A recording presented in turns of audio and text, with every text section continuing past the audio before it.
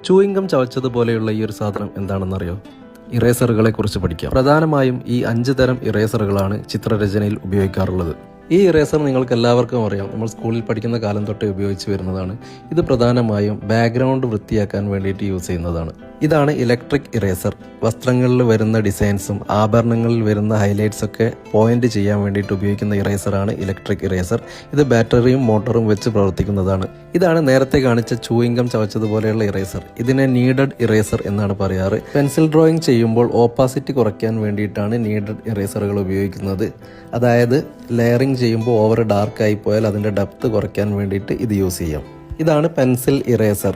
Hair ഒക്കെ വരയ്ക്കുമ്പോൾ നൂല് പോലെയുള്ള വൈറ്റ് ലൈൻസ് ഒക്കെ ക്രിയേറ്റ് ചെയ്യാൻ വേണ്ടിയിട്ട് ഈ ഇറേസർ യൂസ് ചെയ്യാവുന്നതാണ്. പെൻസിൽ ഉപയോഗിക്കുന്നത് പോലെ തന്നെ വളരെ ഈസി ആയിട്ട് യൂസ് ചെയ്യാൻ പറ്റുന്ന ഒരു ഇറേസറാണിത്. ഇതാണ് മോണോസീറോ ഇറേസർ. ഏറ്റവും കൂടുതൽ ആർട്ടിസ്റ്റുകൾ പെൻസിൽ ഡ്രോയിങ്ങിൽ ഉപയോഗിക്കുന്ന ഒരു ഇറേസറാണിത്.